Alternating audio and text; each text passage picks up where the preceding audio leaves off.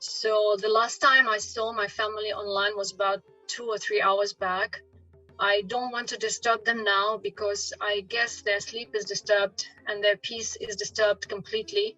So I always wait for like the SMS or update or checking when they were online last time. Namaste. On February 24, 2022, Russia began a devastating attack on Ukraine, a European democracy of 44 million people, bombarding its cities and prompting a mass exodus of refugees. There have been casualties on both sides, with at least 13,000 deaths, over 2.3 million people displaced, and property damage of over $100 billion. Unfortunately, as the saying goes, war doesn't determine who's right, only it determines who's left. Today, we cross the 2-week milestone of the war with no ceasefire or end in sight.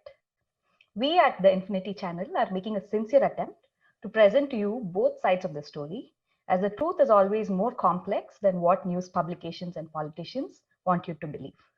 Today, we have with us Dr. Galyna Kogut, President, Ukrainian Club Singapore, and the founder of the Ukrainian Language School in Singapore. Dr. Galyna ji is a researcher with National Institute of Education and has a PhD from NTU Singapore. Born in Ukraine, Galyna has widely researched and taught Western psychology and Eastern philosophies. She has translated various Indian scriptures into Eastern European languages and is the author of the recently launched and very popular book, An Atheist Gets the Gita. Namaste, Galyna ji. Really appreciate you taking the time to talk about this in this difficult situation. Namaste, Deepti. Thank you very much. So just to say thank you for the introduction.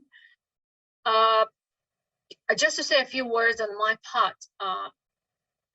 Casualties on both sides. What do we mean by casualties? Casualties is something which happens to those people who are not involved into fighting as like civilians, right? So yes, there's a lot of casualties on Ukrainian side because Russian bombs are hitting schools. They're hitting people in the streets. A few tanks where they overran people riding the cars or bicycles. 2 days ago, they bombed the maternity house. We can't call things which happen to the Russian army in Ukrainian land casualties because they are soldiers who are called by their leader to go in the tanks, in the planes, to wreck and to destroy a neighboring country. So we can't call casualties on both sides. Casualties are happening on Ukrainian side. Whatever happens on Russian side, that's the full-fledged, professional, and conscripted army which has invaded the territory of Ukraine on the 24th of February 2022. Yeah, so this is just a small correction on my side. So also when we say that the war doesn't say who is right, the war says who is left. Probably yes, but probably not. Because the truth is whoever is the aggressor is not right. Ukraine was not the one who attacked Russia. Ukraine is not bombing Russia, causing casualties on Russian side. This is only the missiles, the cruise missiles, the bombs, the tanks, and other ammunition is coming from the Russian side on Ukrainian land, giving and causing casualties and causing grief, and thousands of refugees, millions of refugees now, and misplaced people within the country in the past 2 weeks in Ukraine. Noted, Galyna ji, and thank you so much for being forthcoming with that. Could you help us understand what is the current situation? How's your family doing? How are your friends doing? And how is the current situation in Ukraine right now? At the moment, it's, let me tell you, it's about 2 a.m. there. So the last time I saw my family online was about 2 or 3 hours back. I don't want to disturb them now because I guess their sleep is disturbed and their peace is disturbed completely. So I always wait for like the SMS or update or checking when they were online last time. So my parents, my elderly parents who can't move, are staying in their home in the city, which was bombed 3 days back, and where the airport in that city was totally destroyed. And there are some other destructions caused by the Russian army and the Russian bombing and shelling. So like my mother has a heart condition and a high blood pressure condition, and so my brother has to deal with all those issues, the normal issues of the old age, plus that, like, people are asking me, can they flee? No, they can't flee because they can't move. And there is millions of people like that, of elderly who can't move from their homes. They live in the high rise. They can't even go down to the bomb shelter. They have to stay somewhere slightly further from the windows, but it's a very flimsy situation, and the lives have become very fragile. And we have children also who are helpless in the face of the war. We have elderly, we have women. Like, as I said, the maternity house was bombed 2 days back. Yeah, so I wouldn't even touch upon the fact that there is a lot of information like on the Russian side from the those bots and all, who are saying that all this is photoshopped, all this is lies and all that kind of stuff. So it's very, very painful to read that, but we have to put it on our chin and move on and do what we can to protect the land, to protect the people. Help us understand, what are some misconceptions? You mentioned that there's been talks about, all this is not really happening, like it's been photoshopped and all that. So help us understand, what are some of the misconceptions in the media about this war? Okay, I don't have, I mean, you see, I'm full-time, not full-time, because I also have my daily duties here and with my family, with my son, with my job also. So I put as much effort as I can in, like, helping and raising awareness and helping in donation drives and all. But I do follow some of the snippets here and there on the internet. And also the biggest misconception is that, and some of the so-called friends have been sending me those videos and all, that Ukraine is bombing itself. Ukrainian government and Ukrainian army is throwing bombs on their own people. Russian troops are not there, almost like, and also, like, things, when you see the photos, the pictures, it's not the first time I receive, like, those SMS attacks saying that, okay, this big crowd at the railway station is just photoshopped. It's one person multiplied, it's just a small picture multiplied by thousands, and that's how you see. They photoshopped this big crowd, and they just fake the information. And those women, it's one woman who's been photoshopped in multiple places and all this. And yesterday I was listening to the foreign minister of Russia, who was saying that they are not going to attack other countries, and they didn't even attack Ukraine. So, I mean, these blatant lies, which come from the very top of the of Russian government, and which is passed over to the brainwashed people who have made the television their guru, and they're listening to what the propaganda, what the television tells them. So these are some of the most common kind of, like, information attacks which I came across. There is much more, but I just simply don't have the time to follow all of them. Yeah, no, I can imagine that that's very frustrating as well. Not only are you going through suffering, you're having to kind of justify that this is actually happening. It's almost like gaslighting the people. So do you think the Western media is hijacking the news of the war and the Ukrainian voice, or do you think they're aligned with what the Ukrainians want to bring out as well? I guess the reputable channels like BBC, I mean, CNN to some extent, they're quite, adequate in highlighting the situation, because they do have the reporters who are there on the ground. And I've seen in the first two or 3 days of the war, and especially now, it's 2 weeks now, it's the 15th day of the war. I have seen the reporters, the kind of the mindset they came with to Ukraine, and now how they see the situation. Their opinion have totally changed, because they can see how people are standing for themselves, how people are defending their freedom and democracy and the values. So they came with the mind that, oh, okay, let's see, maybe we don't know, let's see what is going on here, these crazy people, what they're doing. But now they are absolutely changed. Their mindset has changed because of the heroism of the people. And we do have the refugees and all, but we also have those who stand for themselves in the territorial defense, and definitely the armed forces. Yeah.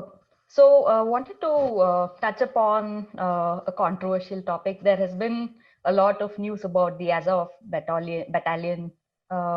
What do you think about that? Is that a boogeyman, or do you have any thoughts on the coverage of that as well?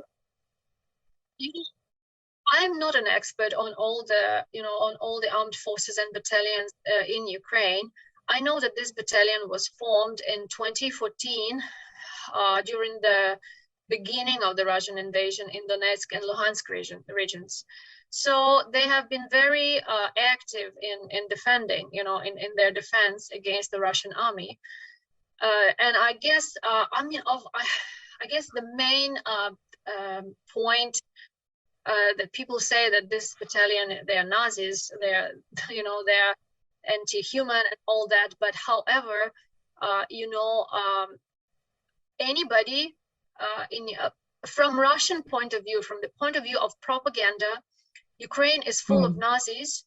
No, they call them neo-Nazis. To me, I absolutely don't understand this term. To me, a Nazi is somebody who is, during the Second World War, their main point was to kill and prosecute the Jews. Of what I understand, if I know the little I know about the history, I mean, whatever I studied in school, and in the university. So the Nazis are those people who are fighting, who are trying to destroy the Jews. So what is neo-Nazis? I absolutely don't understand, because during the Second World War, a lot of Ukrainians, including my grandmother, she was giving shelter to 2 Jewish women for 1 week in her house in the basement, risking her life. And there was millions of Ukrainians who did that.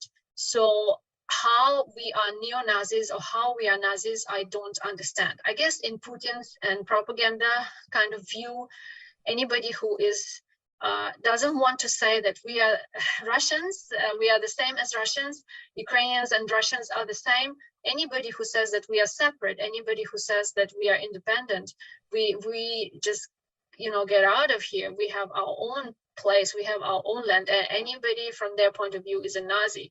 So in that case, yes, Azov might be Nazis, but I am not very competent to say about like all the details, but I mean, definitely they are defending Ukrainian land. So to me, anybody who defends women and elderly and children in Ukraine, I can't call them Nazi.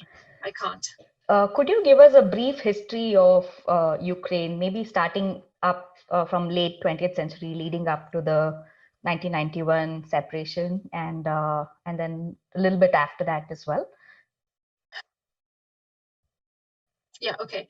So I mean, like you like, it's like neo history, right? But it's very difficult to understand Ukrainian history, especially in relationship in our relationships with Russia, without understanding a little bit more, like going back to a few more centuries. So Kyiv, which is the capital of Ukraine, is going to celebrate 1,540 years this year.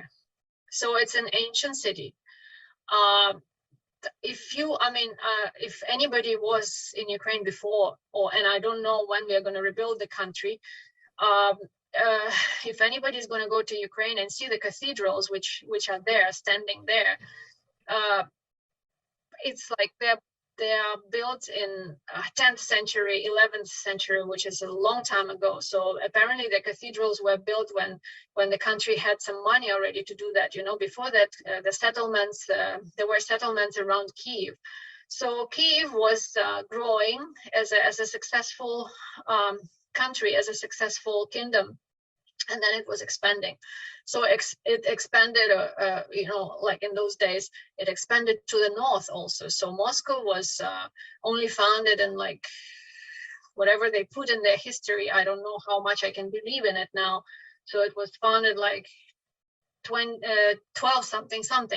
So while Kiev was already a settled, developed city, and the kingdom around it was settled, developed, Moscow was not even there.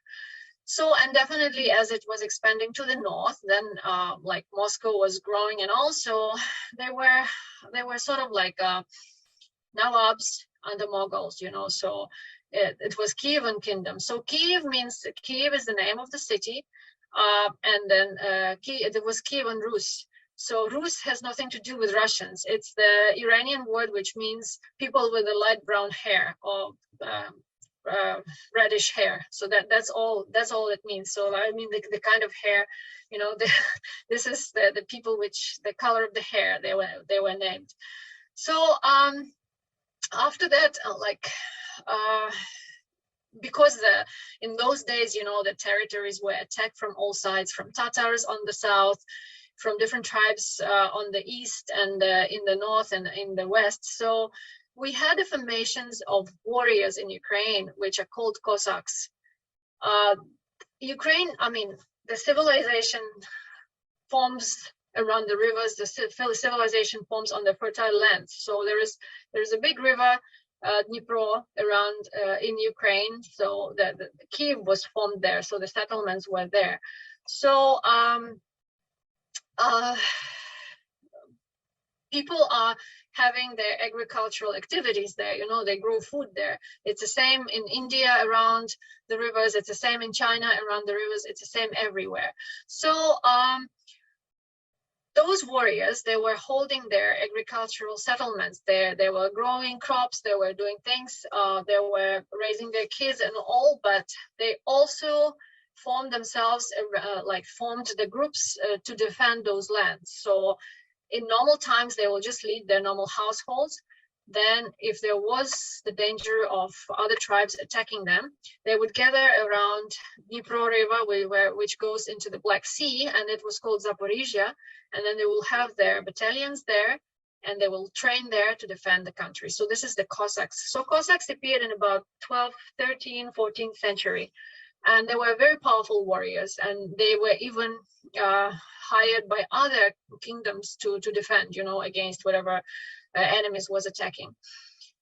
Then I think around 16th century, Russia, Moscow, it was not Russia then, it was Moscow Kingdom. So they grew in power, and they, you know, went against Kiev, and they sort of like, they were so powerful that they had a lot of disputes with Kiev and all, and then they started, by treachery and all, they started fighting with Kiev and all. So it came to the point that Cossackhood was actually abolished, and it was ruined by Catherine II. She was a German person who was married into the Russian Tsar lineage. So she had destroyed Cossacks. She abolished it. She punished them. She sent them into exile and all that. So Ukraine there was a lot of fights between Ukrainian warriors and Ukrainian lands and the Russia, who was constantly attacking. So it's been going on for about 400 years. So and finally, after Catherine II, after she abolished the Cossacks, she sort of like took Ukraine and colonized Ukraine completely. So Ukraine was a colony, was a part of Russia for 300 years. Ukrainian language was banned multiple times by the laws which were issued by Russia. Ukrainian culture was banned. Books in Ukrainian were banned. Ukraine Kyiv-Mohyla Academy, where I studied, it was the first university in East Europe, but it was banned. I mean, like, it was going on, but then it was sort of like downplayed, and then it was banned during the USSR times. But you see, like, Cossacks were running on democracy. This is always their hetman, their headman. It was all elected by the democratic kind of voting and elections. So Cossacks and Ukraine has always been running. It's like traditionally it's democratic choosing of the rule and all. Whereas Russia has always been, worshiping their king and all that kind of stuff. So these are two different kind of mentalities from the very beginning. So then when Ukraine became a colony of Russia, sort of like part of Russia, so all these things like the first constitution, which was issued was issued in 1710, by Philip Orlik, Ukrainian. It was the first constitution in democratic constitution issued in Europe by a Ukrainian guy. So anyways, sorry, it's just like a lot of things to say. So Ukrainian culture, Ukrainian language was banned during the Russian rule of the Russian Tsar. Then in 1917, Russia Empire overturned their power. They killed their Tsar, and Ukraine gained independence for a short while from 1917 to 1922. However, after that, they were captured by the USSR, so-called, which was actually the Russia. Russia was the one who was just going and taking over those lands because they had more powerful army, and they were, so eventually they've sort of like conquered, but they call it liberated. This is the kind of liberation which is happening now also in Ukraine. They want to liberate us from ourselves. So they've taken those 15 different countries, and Ukraine was part of the USSR from 1917 to 1991. When there was a lot of oppression of the different, like, of all the nationalities. As a Ukrainian who grew up, my formative years were spent in the USSR. Not only I was oppressed as a Ukrainian, where just saying that you're Ukrainian was sort of like people will look down on you. If you speak Ukrainian language, they will look down on you. If you say that you're Ukrainian, they will look down on you. So also there was no freedom of speech. I was forced to go and sing about, worshiping Lenin, sing like in North Korea now, singing that Lenin is the best person in the world. And because we are happy children, we have to, pray and worship Lenin for that. There was no freedom of religion, absolutely. There was no freedom of choice. There was not freedom. It was absolute totalitarian kind of stuff. So economically, it was also not working very well. So in 1991, the USSR dissolved into 15 separate pieces. It disintegrated because it just couldn't function together. So Ukraine was, after Russia, Ukraine was the second most important country. The biggest is Kazakhstan by territory, but by population, Ukraine is the second largest. So after that, Ukraine was sort of a separate country. And then there was a lot of economic things happening, there was hyperinflation and all, but Ukraine managed to survive economically. We had our reforms implemented in 1996. However, also another important fact, in 1994, there was Ukraine had the largest, I think the third largest potential nuclear weapon stock after the US and after Russia. So Ukraine was actually made to surrender all the nuclear weapons, and everything was taken over by Russia. So I think it was a conscious decision to make Ukraine do that, and we became the first peacemaking country in the world, which is okay, fine. But then the US, Russia, and the UK, they have sort of like in this memorandum, Budapest memorandum, that they were sort of like playing as a guarantors of sovereignty of Ukraine and the independence of Ukraine. And then the very country who was there in this agreement, in this treaty, they have breached the rule, and then they attacked, first in 2014, and then now full-fledged invasion in 2022. Yeah, so but we have this long history of going against multiple attempts of Russia to put a puppet government in Ukraine. First time it happened in 2004 with the elections. I mean, we've always had democratic elections. People are choosing. People are voting for their leaders, and we've always had. Before that, we had honest democratic elections. In 2002, even though another president won, even though the people were casting the votes for another president, ultimately what happened is the result was that the puppet president won. So people went against, because like even my parents, they were at the elections, and then there were sort of like the volunteers who were counting the votes, and they could see that at their constituency, everybody voted for Yushchenko, but in the end, the results are Yanukovych won. So, and it happened all across the country, and people got really angry, and they said that we want the democratic, we want this is not what we were voting for. So they went down to the streets, they went out to the streets, and they demanded that this has to be honest and democratic. So the Constitutional Court made their investigations, and they saw that the elections were actually falsified. So this was the first time, the first Maidan. Then the second time, 2014, what happened? Another president who was also democratically elected, but with the disclaimer that he was a puppet of Russia, but he was elected only because he promised that he will not change the vector of policy and economic vector, and then we will go into the association with the European Union. It's not that we want to be in the European Union or we are dying to be with America. It just happens that our values are in line with those values, democratic, freedom of choice values, not like the king worshipping Russia. So in 2014, again, what happened?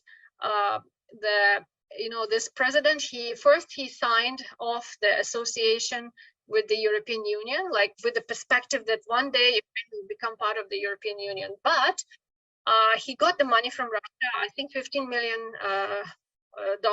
or something, and he turned around 180 degrees and he canceled that. So when people heard that, they came out to the streets and they said, this is what you promised, why you don't keep to your promises? Plus the fact that he was utterly corrupt and all. So people were just protesting against turning around and not keeping to promises, and going along with Russia. So people went down in the streets and they were protesting against the corrupt government which doesn't keep their promises. And Russia capitalized on this because when there are internal some kind of conflicts within the country, it's very easy to just implant whatever you want. So what they did, they they've just grabbed Crimea because the referendum which was held there was not, not honest. It was, it was falsified, and as it is for many, many years, especially during the USSR times, the Russians were there was a lot of migration within the USSR, so there was a lot of Russians. Like the Russian population from the beginning of the 20th century and to the end of the 20th century doubled. So we had like 9% of Russians only, and now we have like 17 to 18% of Russians in Ukraine. And so Russia came to those regions in Donetsk and Luhansk, and they said that there are Russian people here, they're being oppressed, and so that's why we need to come here and defend them. And the Russian people themselves were against it, but you can't do much when there are already regular troops there, Russian regular troops. But Russia used to deny that we are not there. No, we are not there. Ukrainians are just killing themselves. However, and that war, which started in 2014, it was going on there in these two regions, and Crimea, of course, became they've just stolen that part of land. So, and then in these 8 years from 2014 until now 2022, 14,000 people died in that war. And now within 2 days we also have thousands in losses. And on the 24th of February, Russia has openly announced that, okay, we are going into Ukraine because Ukraine is, they can possibly attack us. So they say that they don't want NATO to expand and they are defending their motherland. However, why do you defend your motherland on my motherland territory? This is utterly unfair and this is not justifiable. Totally. Thank you so much, Galyna ji. That gives us good context. So it seems like Ukrainian culture at its core has been mostly democratic, and over the years, due to Russian invasion, there has been a totalitarian regime at certain points in history. But you identify as a Ukrainian with the core values of democracy, free speech, and hence the alignment with the West. What do you think about NATO? Like, did Zelensky do the right thing by trying to align with NATO, or could this have been averted by upholding the Minsk agreement?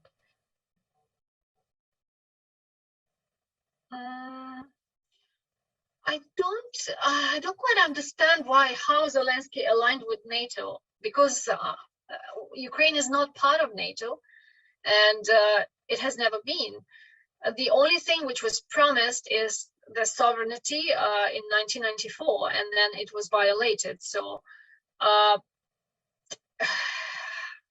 and Zelensky also, it's not even the question of being part of NATO now, it's the question of survival. So if Russia is afraid of NATO, to me, I'm like, by capturing Ukraine, Russia doesn't want NATO to expand. They don't want to border on NATO. They want to protect their motherland. Okay, but if you capture Ukraine, then Latvia and Estonia, they are already NATO. So if you are going to be bordering on those countries, you will already have NATO at your doorstep. So, if you really look at this, from a fair perspective, then it's not really about NATO. It's just about the fact that to Mr. Putin, Ukraine is not a country. Ukrainians are not a nation. Ukrainians are the same as Russian. So, and that's what, it's not about the NATO. And we have never ever in our history attacked Russia or any other country. We always had our warriors, but that was only to defend ourselves. Would you view Ukraine in the last few years as a true democracy? How has Western influence from Europe and US played into the country? Yeah, I would say it's a true democracy, because all the elections which were held in Ukraine, and I've been participating in all of maybe the very first elections I didn't in the independent Ukraine, because I was under 18 years old then, so I couldn't vote. But I've seen my family voting and my elder friends voting, and so it was a democratic election. It was, and when there was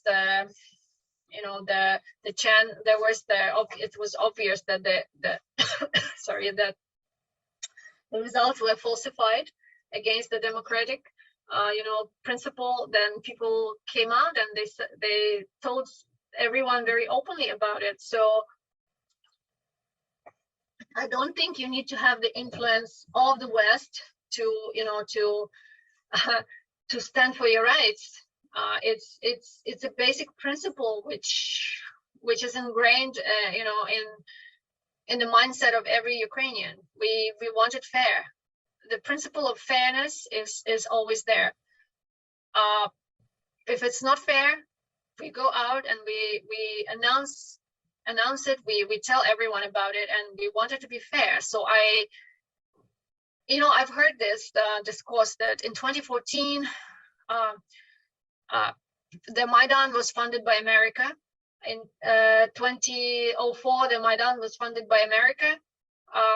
I don't know how it was funded. All my family from all over Ukraine, because part of my family lives in the capital, in Kyiv, but I also have extended family living all over different cities. All of them came to Kyiv. They were just camping in my apartment, sleeping on the floor, because there are many of them, and the house is small. And there was many families like that who came to defend the fairness, the principle of fairness, the principle of freedom of choice. None of us was paid for it. None of them was paid for it. So it's I think what is said, I think these rumors can be spread only by those who don't understand what is the principle of fairness and the principle of democracy.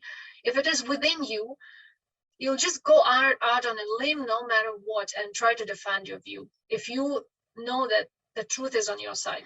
Do you think, Galyna ji, Russian presence pushed Ukrainians to kind of get a little bit support from other countries in the world that were aligned with democratic values and hence the West? Would you characterize it that way?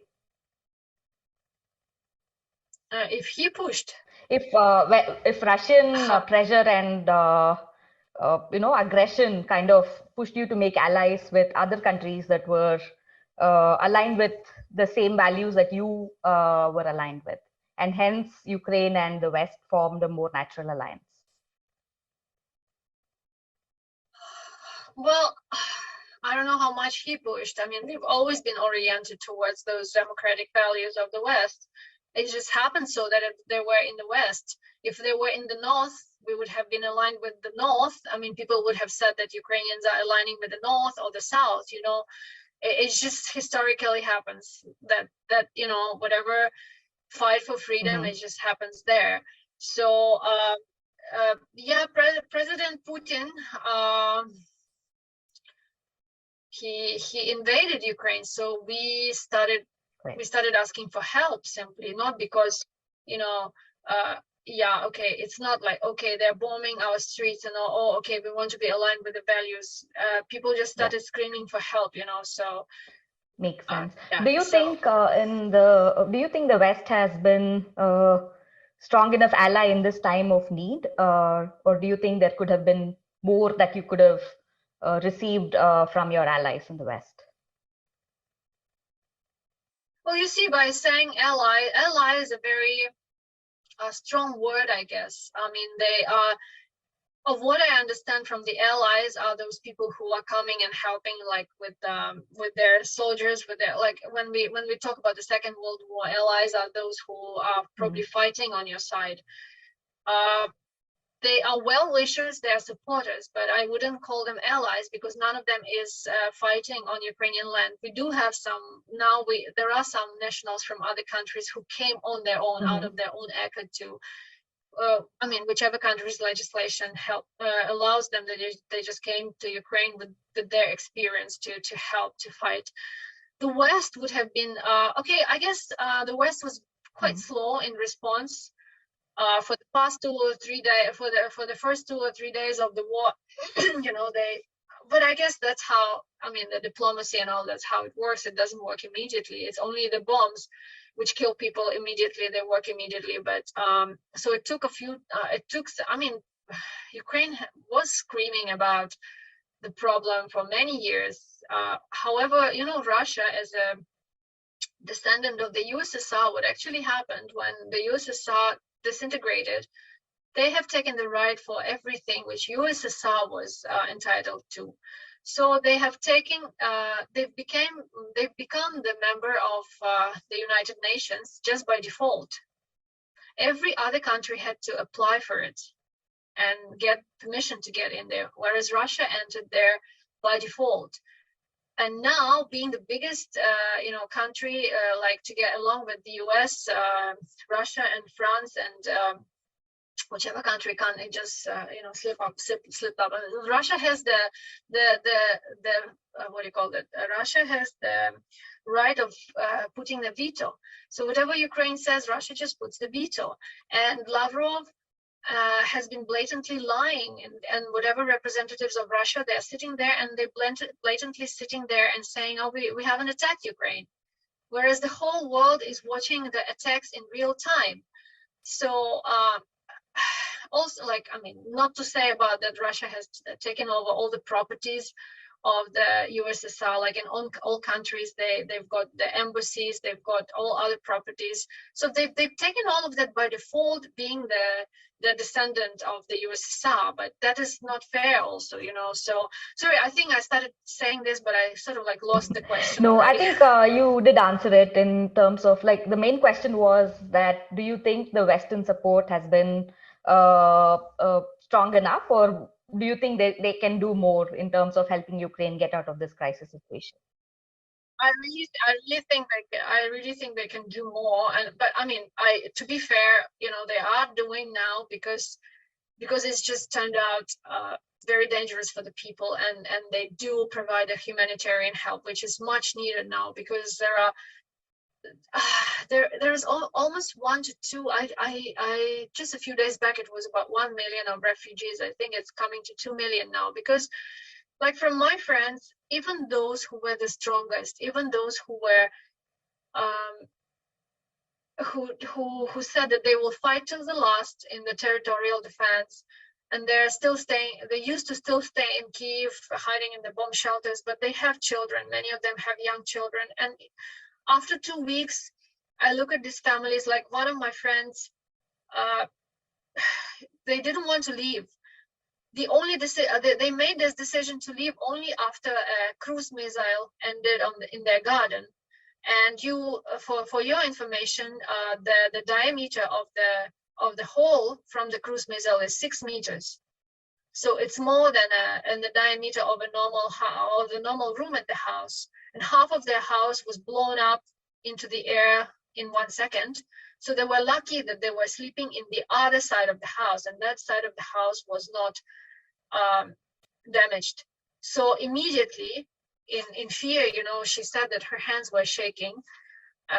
Whatever they could, they just dumped into the small suitcase, and they took off, and they went as refugees. And she said, and they're 50 years plus, and she said that it's absolutely pathetic to become a refugee at this age, and they don't even have small kids. And those people with the kids, another friend of mine, she took this decision just this morning, because her little boy, who is 3 years old, he woke up in horror in the morning, and he says, "Mommy, bombs, bombs, bombs." So she didn't want to leave, but she also took this decision to be a refugee. And it's not that people are leaving and they are happy about it. They are not happy about it. They are hoping that they can come back, but they say that this is what the people in 2014 who were fleeing Donetsk and Luhansk, they were also saying that we'll come back soon. But it's 8 years, so it's ruined lives. It's everything which they were living and doing for the whole of their life. They have to abandon that and become refugees. Pathetic, right? Many people have the sense of guilt because they are fleeing as refugees, and then they're not fighting and defending, but they have to do that for their children or for their elderly or for sick people. So yeah, that's how it is. It's very traumatic. I can't imagine like being in that position, having to choose between, you know, the lives of your kids and fighting for your motherland. It's an impossible situation to be in. Galyna ji, do you think dharma can help in some way? Dharmic view, how do you think it could help find common ground and you know, help with this situation? Well, you see, as for when we are speaking about dharma, dharma is doing what you're meant for, right? Pursuing your inner nature, your qualities, right? So however, it also comes with the underlying values, right? So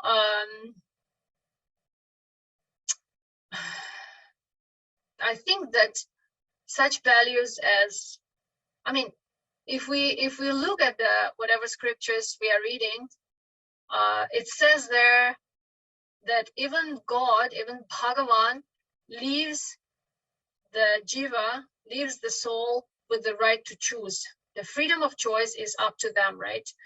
So the value of freedom of choice, the value of being able to live, which is the basic principle, the basic human right, the right to live as a human. Even these basic principles are violated now in the war. They are violated by somebody who is exercising a gross adharma, which is Russia and Putin. Even Krishna says that you have to defend. He tells Arjuna that you can't sit there and watch or go. You are a kshatriya, you are a warrior. So your dharma is to fight. And I guess the war really shows the real face of people and the real qualities of people. And we see those things happening in Ukraine also. We have a big community of Krishna devotees in Ukraine. And it was very obvious when the war started, some of those devotees took the weapons and they went to fight. Many of them are military people. I think their innate nature is to go and fight and defend and protect. So many of the devotees took the weapons and went to the front line to fight. However, many devotees took up the mission of doing the Food for Life, for example, which is also another program by the devotees. So they're being there, I don't know, whatever Varna it is, but it's, I don't know, maybe it's not a Kshatriya Varna, it's something else. So they feel that they're more useful there. There are also the devotees who took up the, the educational side, the informational side, like my friend, she used to work in a Gurukul as a teacher. So she's now like the main point of providing the information, and also people naturally took to these, to whatever their qualities permit, they took to this. But they're all of us, we are defending dharma, which is the principles, the overlying values and principles of freedom of choice, fairness, and the right to live in a human form, and also like there's a lot of people who are saving even they're not even leaving their animals behind. They're trying to save the dogs and the cats who are being abandoned. So I think Ukraine is defending the dharma now, for the principles of dharma, because if everybody closes their eyes and if they're trying to crucify one of the countries, like what happened with Chamberlain, it's inevitable. If it's like Krishna says in Bhagavad Gita, if you don't fight now, the gross dharma is going to spread. So we simply can't allow that to happen. So, and I firmly believe that Ukraine is standing for dharma now, for the dharma of a human. I mean, whatever separate qualities of each person are, we will think about it later. But people are already taking to the kind of things which they feel they can do according to their qualities. But the common collective dharma for us is to stand against the evil now. Thank you, Galyna ji. What can we do to help? How have you been helping as a part of the Ukrainian Association in Singapore? Love to know how you've been helping, and also how the audience and all of us can help as well.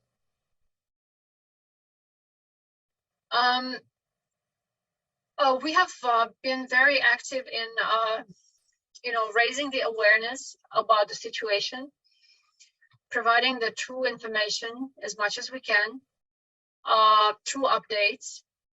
We have started this webpage, which is called Humans from Ukraine.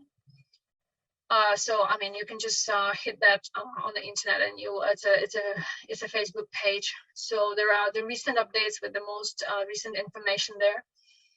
And we also have the donation drives. I've been involved into that as along with many other activities. Yeah, so we are doing the fundraising for the we are raising the awareness about the fundraising. We are not raising the funds per se, but there are the organizations, and from the individuals, we are raising the fund through the Red Cross, and donations go to the Red Cross, and the Red Cross is channeling that to Ukraine. to help in the humanitarian crisis. I really hope and pray that we reach to a resolution soon and this terrible time ends. I really hope that and pray that you and your family and your friends are all safe. And thank you so much for taking the time to help us all understand the whole context of what's going on. Really appreciate it, Galyna ji. Thank you so much, and thanks for reaching out to us for the updates from people who are there on the ground. Yeah.